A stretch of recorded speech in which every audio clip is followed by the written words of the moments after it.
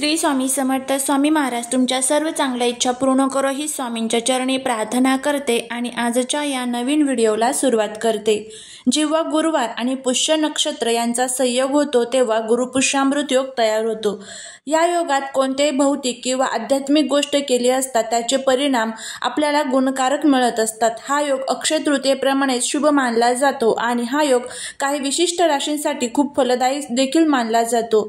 या योगात नवीन कामे सुरू केल्यास यश मिळते। कोणतेही गुंतवणूक करण्यासाठी हा काळ शुभ मानला जातो।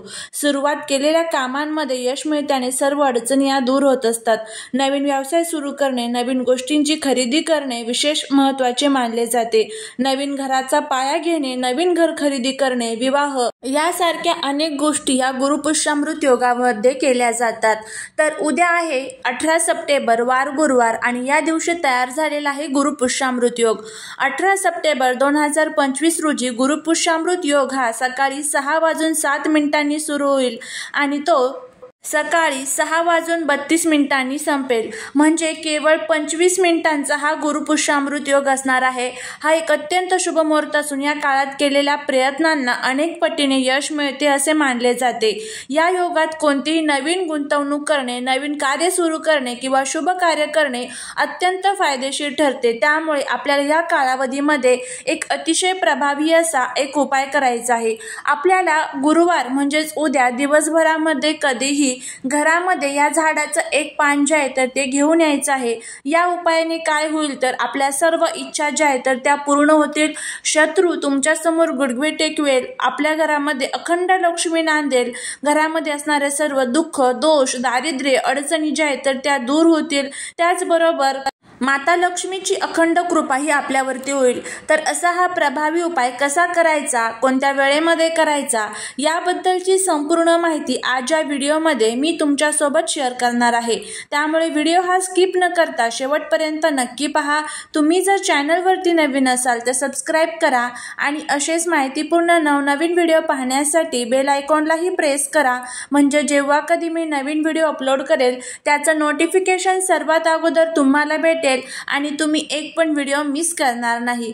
गुरुवार हा गुरुग्रहाद्वारे नियंत्रित केला जातो, तसेच सर्वात फायदेशीर ग्रह देखील हा गुरु आहे।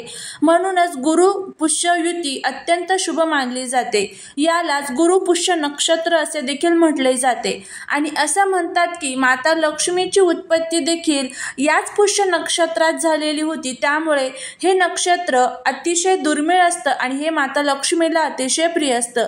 या दुर्मिळ नक्षत्रामध्ये आपण जे काही उपाय किंवा सेवा करतो त्याचं फळ हे नक्कीच आपल्याला मिळत असतं। पण गुरुपुष्यामृत योगामध्ये काही गोष्टी टाळणं हे खूप महत्त्वाचं असतं। त्यामध्ये नकारात्मक वागणे, त्याचबरोबर मांस, मच्छी आणि त्याचबरोबर नॉनव्हेजचं सेवन टाळावं, वादविवाद टाळावा, पहाटे लवकर उठून स्वच्छ स्नान करून स्वच्छ कपडे परिधान करावी, देवघरातील देवाऱ्यामध्ये तुपाचा दिवा लावावा, माता लक्ष्मीसह सर्व देवांना फळ, फुलं, गंध, अक्षदा, नैवेद्य अर्पण करावी, लक्ष्मी मातेच्या मंत्रांचा जप करावा, लक्ष्मी मातेची 108 नावं जी असतात तर त्याचं पठण तुम्हाला करायचं असतं। त्याचबरोबर आपण ज्यावेळेस आंघोळ करणार आहोत त्या आंघोळीच्या पाण्यामध्ये आपल्याला थोडीशी हळद टाकून आंघोळ करायची आहे। यामुळे काय होतं तर आपले सर्व ग्रह जे आहेत तर ते शांत होत असतात। या सर्व साध्या साध्या गोष्टी ज्या आहेत तर त्या आपल्याला या गुरुपुष्यामृत योगावरती करायच्या आहे। त्याचबरोबर माता लक्ष्मीला सर्वात जास्त प्रिय काय आहे तर ते आहे भगवान विष्णूंची सेवा। त्यामुळे आपल्याला भगवान विष्णूंची सेवा देखील करायची आहे। पुष्य नक्षत्राचा स्वामी ग्रह शनी असून त्यांचे देवता बृहस्पती आहे आणि गुरुवारचा संबंध भगवान विष्णू आणि बृहस्पती या दोघांशी असल्यामुळे या दिवशी केलेली कोणतीही शुभ कृती अधिक फलदायी मानले जाते। शास्त्रानुसार लक्ष्मी देवीचा जन्म याच दिवशी झाला, जेणेकरून संपत्ती, सुख आणि समृद्धी यशासाठी हा काळ अत्यंत शुभ मानला जातो।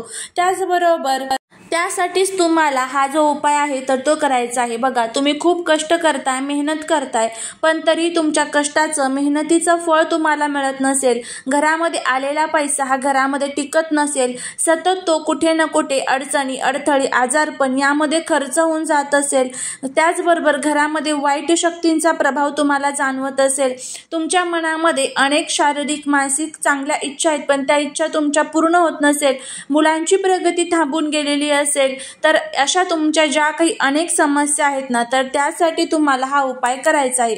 आता तुम्ही खूप कष्ट करताय, घरामध्ये पैसा येतोय पण तो पैसा टिकतच नाहीये, सतत तो आजारपण आणि अडचणींमध्ये जरी तो पैसा खर्च होऊन जात असेल, त्यासाठी सुद्धा तुम्ही हा उपाय करू शकता. उपाय करत असताना घरामध्ये सुतक पिरियड्स नसावे याची काळजी घ्या आणि हा उपाय तुम्ही उद्या दिवसभरामध्ये कधीही करू शकता. यासाठी तुम्हाला उद्या सकाळी लवकर उठायचं आहे, स्वच्छ आंघोळ करायची आहे, आंघोळीच्या पाण्यात हळद टाकून आंघोळ करायची, आपली रोजची देवपूजा करून घ्यायची आणि त्यानंतर आपल्याला हा उपाय करायचा आहे. कारण एखाद्या मंगलमय वातावरणामध्ये ज्यावेळेस आपण एखादा उपाय करतो त्यावेळेस त्याचे खूप चांगले फायदे जे आहेत तर ते आपल्याला होत असतात. या उपायासाठी तुम्हाला एक तांब्याभर पाणी घ्यायचं आहे आणि त्यानंतर तुम्हाला उंबराच्या झाडाजवळ जायचं आहे, ज्याला आपण औदुंबर म्हणत असतो बघा.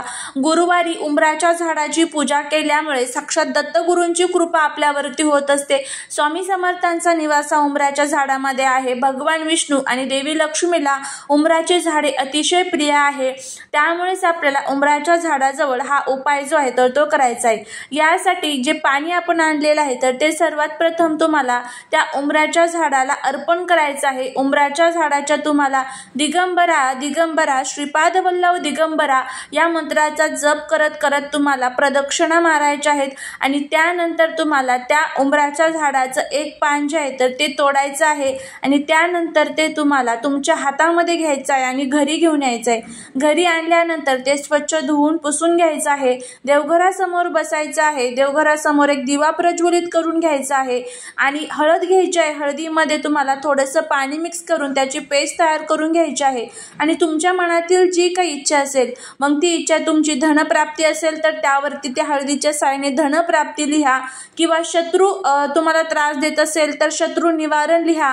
जी काही तुमची इच्छा असेल ती एका शब्दामध्ये सुख लिहू शकता, शांती, अशी जी काही इच्छा असेल ती इच्छा तुम्हाला त्यावरती लिहायची आहे. नोकरीमध्ये प्रगती पाहिजे असेल तर नोकरी प्रगती लिहा. त्यानंतर तुम्हाला हे जे पान आहे तर ते देवघरामध्ये ठेवायचं आहे. देठाकडचा भागा देवांकडे आणि पानाकडचा भागा आपल्याकडे, अशा पद्धतीने हे पान ठेवायचं आणि त्यानंतर तिथे बसूनच आपल्याला श्री स्वामी समर्थ या मंत्राची एक माळ जप करायची आणि त्यानंतर ओम नमो भगवते वासुदेवाय नमः या मंत्राची एक माळ जप करायचा आहे. आणि हे जे पान आहे तर ते तुम्हाला एका लाल कलरच्या कपड्यामध्ये बांधायचं आहे आणि ज्या झाडाचं पान आपण तोडून आणलेलं होतं त्या झाडाजवळ परत आपल्याला जायचं आहे. दिवसभरामध्ये कधीही हा उपाय तुम्ही याच दिवशी करायचा आहे आणि याच दिवशी तुम्हाला हे पान त्याच झाडापाशी परत घेऊन जायचं आहे, हे लक्षात ठेवा. त्यानंतर त्या झाडापाशी तुम्हाला मुळाच्या जवळ एक छोटासा खड्डा करायचा आहे. त्या खड्ड्यामध्ये तुम्हाला हे पान जे आहे तर ते परत पुरायचं आहे आणि तुम्हाला तिथे बसून तुमची जी काही इच्छा आहे तर ती इच्छा माझी पूर्ण झालेली आहे अशा पद्धतीमध्ये तुम्हाला बोलायचं आहे. आणि परत तुम्हाला तिथे बसून ओम नमो भगवते वासुदेवाय नमः या मंत्राचा तुम्हाला 11 वेळेस जप करायचा आहे आणि घरी यायचं आहे. अशा पद्धतीने तुम्हाला हा जो उपाय आहे तर तो करायचा आहे. अगदी साधा सोपा हा उपाय जर तुम्ही केला तर नक्कीच तुम्हाला याचे जे फायदे आहेत तर ते बघायला मिळेल. घरातील सर्व दुःख, दोष, दारिद्र्य, अडचणी जे आहेत तर त्या दूर होतील. भगवान विष्णू, देवी लक्ष्मीची कृपा तुमच्यावरती होईल. मनातील ज्या काही इच्छा आहेत तर त्या पूर्ण होतील. असा हा प्रभावी उपाय तुम्ही करून बघा, तुम्हाला नक्कीच त्याचा फायदा होताना दिसून येईल. झालेली सेवा ही महाराजांच्या चरणी रुजू करते. व्हिडिओ जर आवडला असेल तर लाईक, शेअर आणि सबस्क्राईब करायला विसरू नका. भेटूया पुढच्या एका छानशा नवीन व्हिडिओत एका नवीन माहितीसोबत. श्री स्वामी समर्थ.